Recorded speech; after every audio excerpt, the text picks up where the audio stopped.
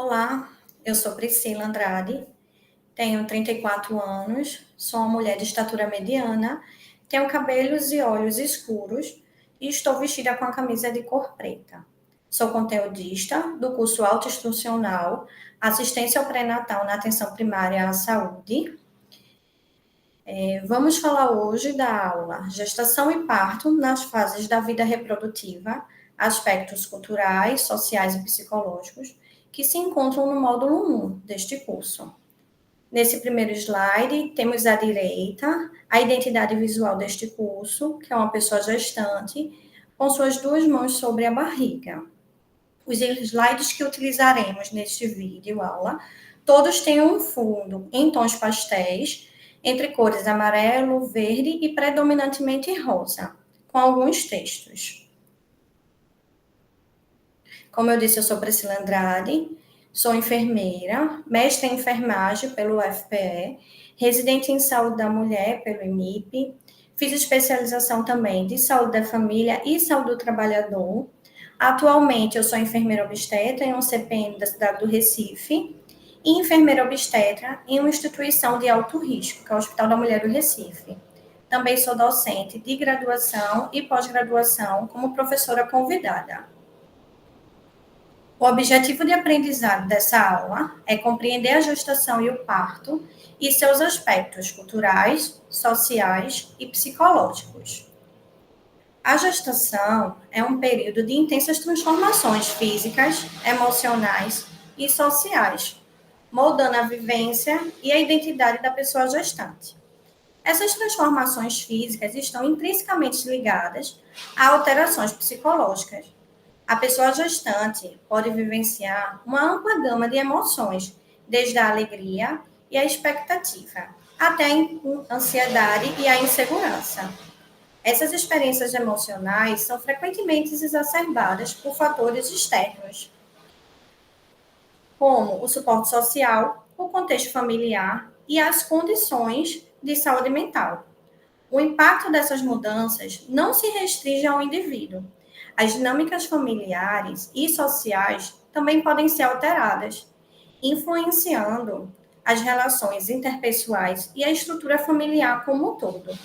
O acompanhamento pré-natal, as intervenções de saúde mental e a promoção de um ambiente de apoio são fundamentais para garantir que a experiência de gestar seja tão positiva quanto possível, não apenas para a pessoa gestante, mas também para o bem-estar do bebê e da família como um todo.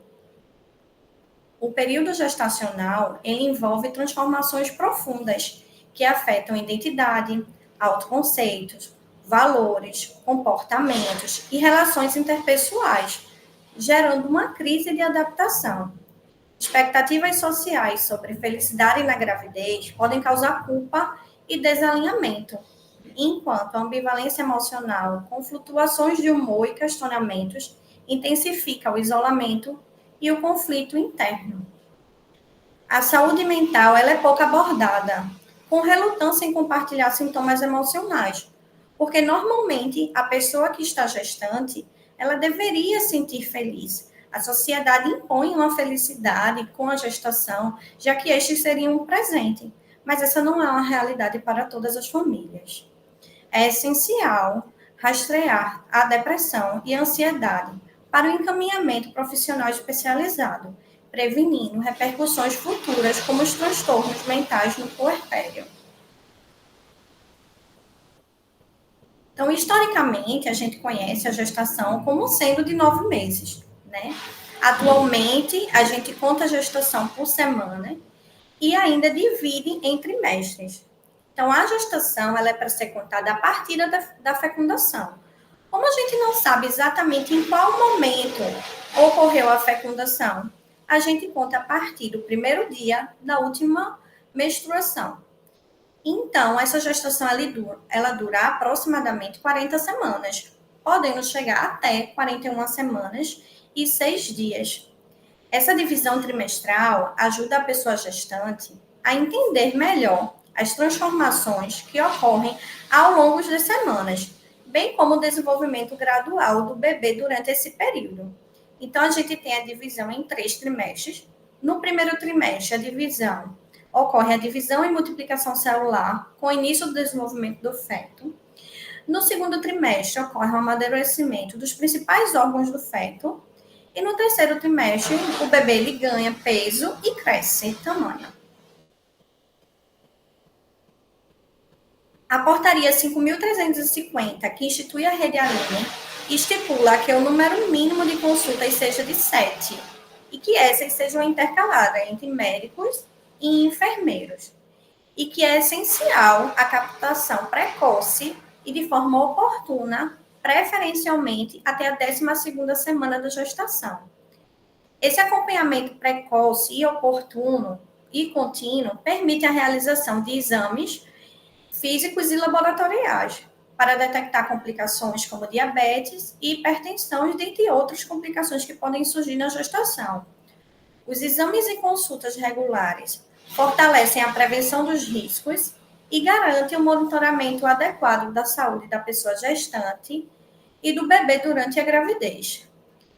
Nesse slide, a gente pode observar do nosso lado direito que tem o informativo dizendo a frequência das consultas de pré-natal. Então, até a 27ª semana, essas consultas são para ser realizadas de forma mensais. Entre 28 e 36 semanas, essas consultas elas são quinzenais.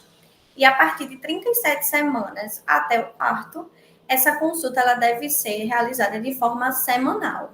É importante a gente lembrar que não existe alta no pré-natal. A gente normalmente fala que a gestante ela só recebe alta na consulta puerperal, que é quando se encerra aquele ciclo gravídico e agora se inicia um ciclo puerperal. E que toda gestante, ao completar 41 semanas, elas devem ser encaminhadas a um serviço de saúde.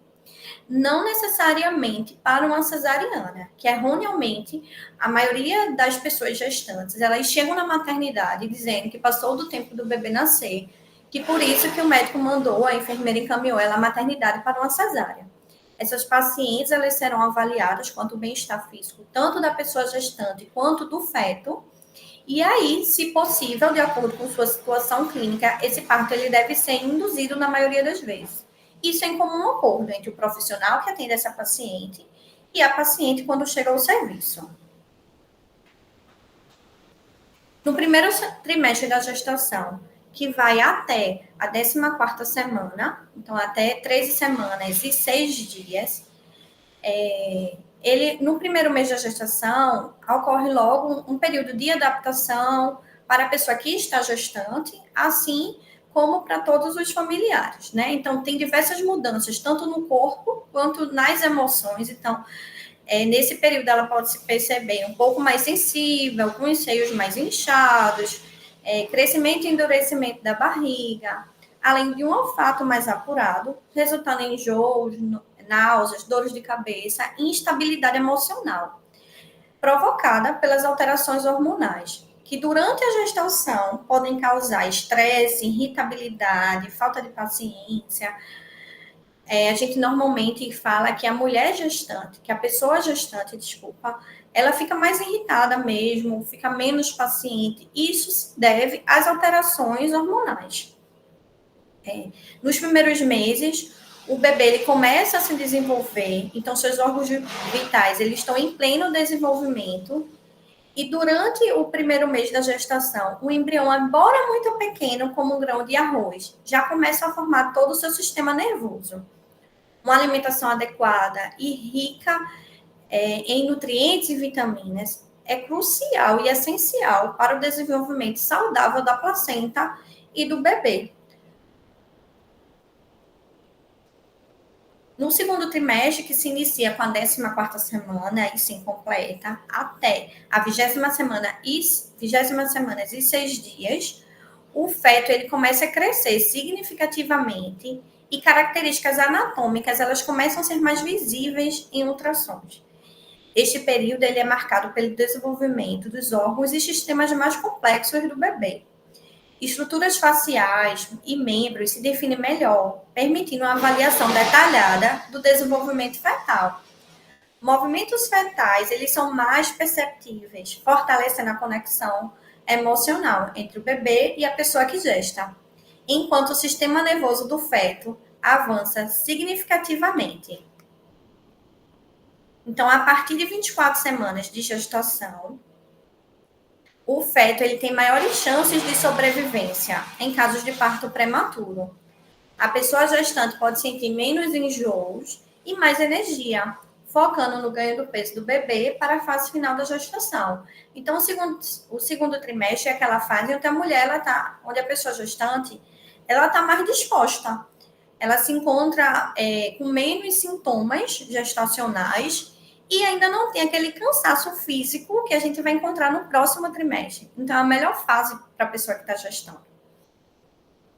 No terceiro trimestre, que vai a partir da 28ª semana até o nascimento, é a fase de ganho de peso significativo para o feto, onde ele vai acumular e reservar gorduras para após o nascimento, onde seus órgãos amadurecem, especialmente o sistema respiratório e o digestivo.